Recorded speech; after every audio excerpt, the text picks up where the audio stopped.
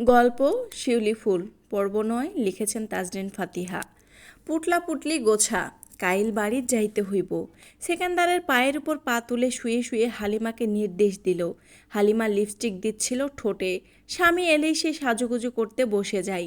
এ নিয়ে তার শাশুড়ি তাকে কম কথা শোনায় না। তার কথা হলো ঘরে এত সেজে থাকতে হবে কেন, আর হালিমার কথা হলো স্বামীর জন্য সাজবে না তো কার জন্য সাজবে। ছোটবেলা থেকে তার সাজার বেশ শখ ছিল। মা কিংবা ভাইজান কখনো তাকে বোরখা ছাড়া সেজেগুজে কোথাও বের হতে দেয়নি। সবসময় ভাইজান শিক্ষা দিয়েছেন মেয়েদের একমাত্র সাজ কেবল এবং কেবলমাত্র স্বামীর জন্য, তার ব্যক্তিগত পুরুষের জন্য। আর কারো জন্য এই সাজ নয়, স্বামী ব্যতীত অন্য কারো জন্য সাজা হারাম। হালিমাও সেজন্য সবসময় প্রতীক্ষায় থেকেছে তার সাজগোজ শুধুমাত্র তার ব্যক্তিগত পুরুষের জন্য হবে, তার জন্য প্রতিদিন নতুন নতুন উপায়ে সাজবে। তাই বিয়ের পর থেকেই সে সেকান্দারের সামনে খুব পরিপাটি এবং সেজেগুজে থাকে। অথচ এই লোক জীবনেও তার সাজগোজের প্রশংসা করে না, উল্টো মা বোনের কেচ্ছা নয়তো পেতনি হ্যানত্যান বলে না, রাগ উঠিয়ে দেয়। হালিমা চোখে কাজল দিয়ে হাতের আয়নাটা রাখলো ট্রাঙ্কের ভরে। এটার ভেতরে তার সাজগোজের জিনিসের ঠাসা, লিপস্টিক, কাজল, চুলে রেশমি ফিতা, কাচের চুড়ি, নুপুর, নাকের নথ, টিকলি, কানের দুল, গলার হার, ঝুমকো, বিছা, আয়না, পাউডার সব আছে এতে। বিয়ের আগে ঘরে সেজে বসে থাকতো সে। মা, ভাইজান আর আপাদের দেখাতো ঘুরে ঘুরে। বার কয়েক নিজেকে দেখে টেকে আবার সাজ উঠিয়ে ফেলতো। কখনো বাবার বাড়িতে এলেই এটা নিয়ে বসে। শ্বশুর বাড়িতেও এমন একটা আছে। সেকান্দারের সঙ্গে ঝগড়া করে গঞ্জের মেলা থেকে সাজগোজের সব সরঞ্জাম কিনেছিল সে। লোকটা তার বেলায় হাড় কিপ্টে হয়ে যায়। একটা টাকা বের করতে সেকান্দারকে সেবার কত তোষামেত করতে হয়েছিল হালিমার। সব কিছু গুছিয়ে ধীর পায়ে পালঙ্কের ধারে এগিয়ে এলো হালিমা। শোভান ঘুমে কাদা। সেকান্দার তাকে একবার দেখে সাংসারিক আলাপ জুড়ে দিয়েছে। মা বোন এমনই করবে, মানিয়ে গুছিয়ে চলতে হবে, আরও নানা কথা সাথে আরও বলে চলল। এভাবে ঝগড়া করে বাড়ি থেকে চলে আসা হালিমার একদমই অনুচিত হয়েছে। ফের যেন এই ভুল না হয়, হয়তো হালিমাকে একদম রেখে যাবে বাপের বাড়িতে।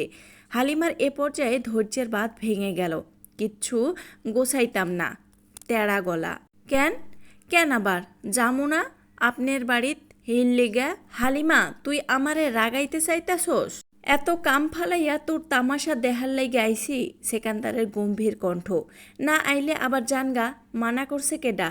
তোর চোপা বহুত চলতাছে, একদম টিপ দিয়া ধইরা চোপা বন্ধ করমু কইলাম।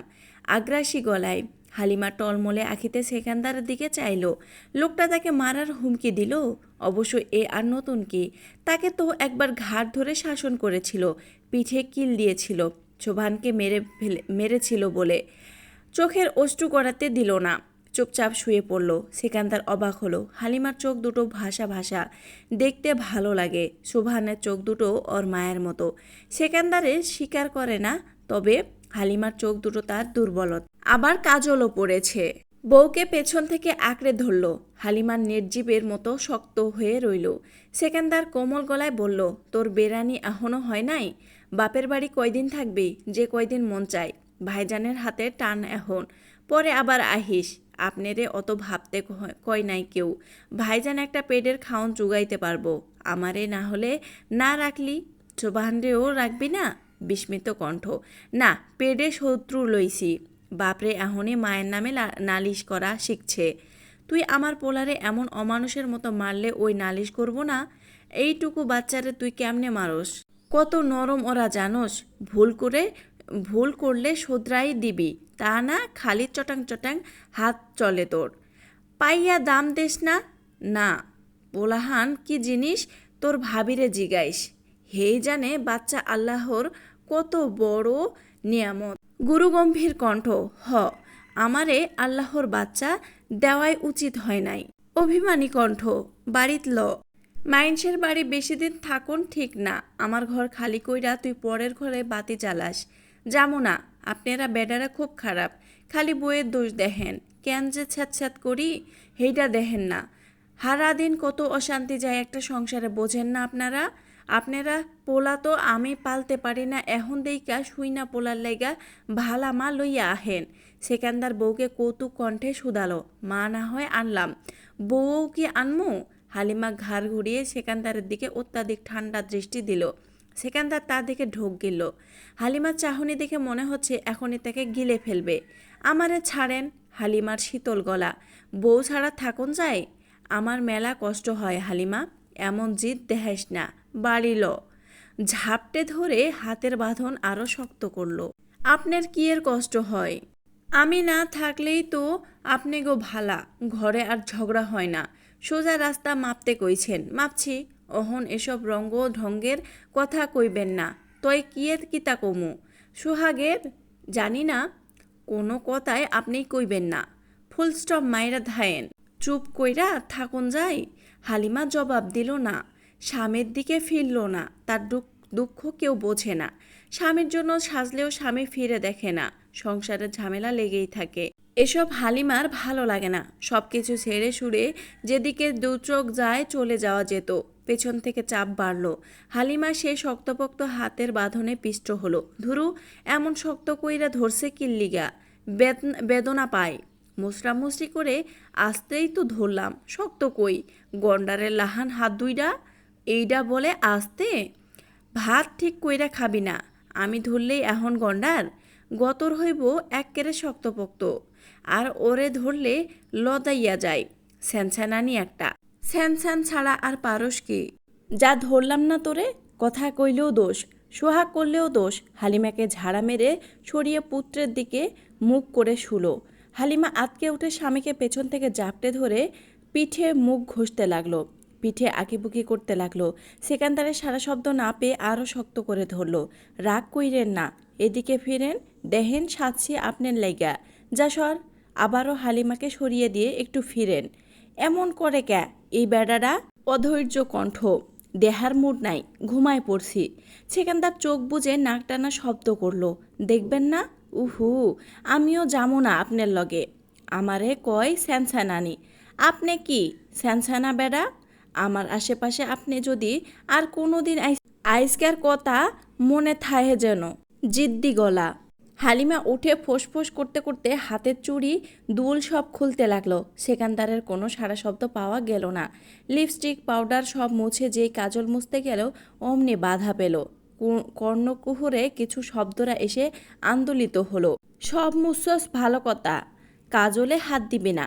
লিপস্টিক একটা ফাউল জিনিস, খালি মুহেত লাগে। অহন কাছে আয়। রাতে ঝিঝি পোকা ডাকছে। আশপাশ নিস্তব্ধ, কোলাহল মুক্ত। শিউলি হামিদা ঘুমাচ্ছে। হামিদ ঘুমাতে পারছে না, ছটফট করছে কিস্তির চিন্তায়। পরশু কিস্তির লোক আসবে। হামিদের কাছে 1 টাকাও নেই। লোকগুলোকে সময় মতো টাকা না দিলে ভীষণ খারাপ ব্যবহার করে। ঘরে বোন জামাই আছে, ওদের সামনে বেইজ্জত হতে বেশ খারাপ লাগবে। আবার সে বাড়িতে না থাকলে কিস্তির লোকেরা মা বউদের সঙ্গে খুব খারাপ ব্যবহার করবে, যা হামিদ একদম মানতে পারে না। শিউলি সেদিন বলছিল হামিদকে অপমান অপদস্থ করে কথা বলা নাকি তার ভালো লাগে না। যা তা বলে, আশেপাশের মানুষ উকি দিয়ে দেখে, পিছে পিছে মজা নেয়, নানা কথা বলে। কিন্তু কি করার, সময় মতো টাকা না দিলে তো এসব শুনতে হবেই। এদিকে ঘরে বাজার নেই। হামিদের এখন মাথা কাজ করে না। কোথায় গেলে সব চিন্তা মুক্ত হওয়া যায়। কারো কথা এখন ভালো লাগে না। মেয়েটাকে ডাক্তার দেখানো লাগবে, পাটা যদি ঠিক করা যায়। কিন্তু টাকা কোথায় পাবে সে? ছটফট করতে করতে উঠে বসলো বিছানায়। মেয়ের মা দুজনেই কি নিশ্চিন্তে ঘুমাচ্ছে। সে কেন ঘুমাতে পারে না? পুরুষদের নাকি খালি সুখ আর সুখ। তাহলে হামিদের নেই কেন? শিউলি যেন কি বলছিল, হামিদ তাকে পছন্দ করে না, ভালো পায় না। আচ্ছা, মাথায় একগাদা চিন্তা, টাকার ভাবনা নিয়ে কারো মুখ দিয়ে এসব কথা বের হওয়া সম্ভব? এত চিন্তা নিয়ে হামিদের বউ বাচ্চার প্রতি ঠিকমতো খেয়াল করার সময়ই হয়ে ওঠে না। মুখে দুটো মিষ্টি কথা কি বলবে সে? কোথায় যেন শুনেছিল, অভাব যখন আসে ভালোবাসা তখন জানালা দিয়ে পালায়। সেখানে হামিদের জীবনে তো অভাব কখনো আসে না। অভাব তার নিত্যদিনের সঙ্গী হয়ে ছায়ার মতো অনুসরণ করে। মেয়েটাকে দেখলে বুকটা পুড়ে যায়। কাকে বলবে নিজের দুঃখের কথা?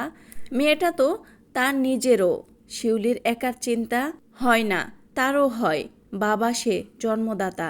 মা ৯ মাস ১০ দিন গর্ভে রাখে আর বাবা ছায়ার মতো আগলে রাখে সকল প্রতিকূলতা থেকে। রক্ত পানি করে স্ত্রী, সন্তান ও পরিবারের মানুষদের মুখে অন্ন তুলে দেয়, বস্ত্রের যোগান দেয়। তবুও এই পৃথিবীতে পুরুষদের দোষের পাল্লাটা কেন বেশি হয়? সবাই নারীর কষ্ট বোঝে, তাদের নিয়ে শুয়ে শুয়ে উপন্যাস কবিতার বই লেখে। পুরুষের কষ্ট নিয়ে কাউকে লিখতে দেখা যায় না কেন? পুরুষ বলেই কি এত বৈষম্য? নাকি নারীরা এই পৃথিবীতে খারাপ হয় না, তবে যে তার চর্মচক্ষু ভিন্ন কথা বলছে?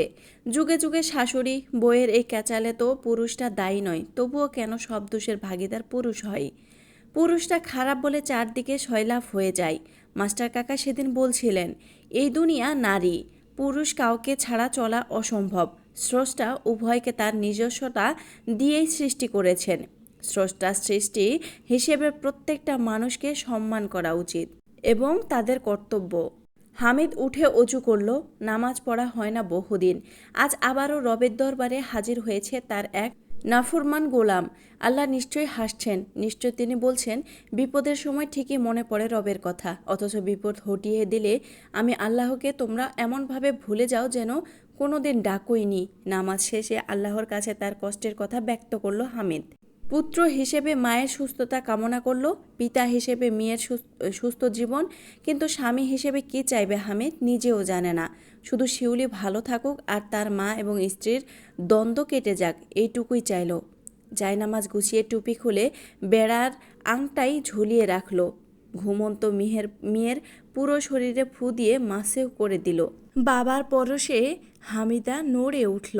সব কিছু নড়লেও বাম পাটা নড়ল না। সেই পায়ের দিকে চাইতেই হামিদের চোখ দুটো ভিজে উঠল। গ্রামের অনেকেই টিটকারি করে বলে, হামিদের ল্যাংড়া মেয়ে হয়েছে। নিজের জন্য কষ্ট হয় না, হয় মেয়েটার জন্য। বড় হতে হতে এই সমাজের এসব বিষাক্ত কথার বানে তার মেয়েটা বিদ্ধ হবে, দগ্ধ হবে, বারবার ভেঙে যাবে। হামিদ সেসব কিভাবে সইবে? তার মেয়েকে নিয়ে একটা বাজে কথাও সে সহ্য করতে পারবে না। আল্লাহ তাকে কোমল পরিস্ফুটিত একটি ফুল উপহার দিয়েছেন ঠিকই, কিন্তু সেই ফুল কোনোদিন দুই পায়ে ভর দিয়ে স্বাভাবিকভাবে হাঁটতে পারবে না। এটা সে জন্মদাতা হয়ে মেনে নেবে কি করে? ঘুমান নাই? শিউলির ঘুম ঘুম কণ্ঠ। হামিদ মাথা নুয়ে চুপচাপ বসেছিল। শিউলির কণ্ঠে মুখ উঠিয়ে চাইল। শিউলি উঠে বসলো। মেয়েকে দেখে স্বামীর পানে জিজ্ঞাসু দৃষ্টি দিল। হামিদ কেমন করে যেন বলল, শিউলি চল ওরে ডাক্তার দেখাই। মেয়ের দিকে ইশারা করে। শিউলি বুঝল না, ঘুমের ঘোর কাটেনি এখনও তার। কেন? ডাক্তাররা ওর পাওটা যদি ঠিক কইরা দিতে পারে? কণ্ঠে লুকায়িত কষ্ট ও আফসোস। শিউলি অবাক হলো। হামিদকে মেয়েকে নিয়ে ভাবতে দেখে ভালো লাগছে তার। লোকটা উপরে উপরে শক্ত, আদতের দিলটা প্রচণ্ড নরম। শিউলি বোঝে, স্বামীকে ভরসা দিয়ে বলে, না তা না হয় যাইবেন, আপনার হাতে টেকা আছে। টাকার কথা শুনে হামিদ স্ত্রীর পানে করুণ চোখে চাইল। হাঁটুতে এক হাত রেখে মাটির দেয়ালে ভর দিয়ে রাখল শরীরটা। শিউলি স্বামীর পাশে এসে বসলো। মাথায় হাত বুলিয়ে দিতে দিতে শুধালো, মাইয়ার লাইগা এত রাইতে এই চিন্তা করতাছেন? ওরে তো একটু কোলেও নেন না। লম্বা শ্বাস ফেলে হামিদ ঊর্ধ্ব মুখে চাইল। ওরে এমন দেখতে ভাল লাগে না। শিউলির বুকে কামড় দিল। মেয়েকে এমন দেখতে তারও যে ভাল লাগে না। কোনোরকম থেমে থেমে বলল, ওই আপনার মতন হইব মনে হয়। হামিদ তৎক্ষণাৎ ঘাড় ঘুরিয়ে শুধালো, কেমনে বুঝলি? চোখ কান ঠোঁট সব আপনার পাইছে। হাসিও আপনার মতো কইরা। এত কিছু খেয়াল করছোস? আমি তো করলাম না। আপনি তো মাইয়ার দিকে তাকানি না, খেয়াল করবেন কেমনে? হামিদ মেয়ের দিকে না তাকালে কে তাকায়? সে মেয়ের দিকে কতবার তাকায় তা শিউলিকে কোনোদিন বুঝতে দিবে না। এদিকে শিউলির বেশ ভালো লাগছে হামিদকে এত কথা বলতে দেখে। হামিদা জন্মের পরে এই প্রথম হামিদ এত কথা বলছে তার সাথে, প্রায় 2-3 মাস পর। কি যে শান্তি লাগছে তার।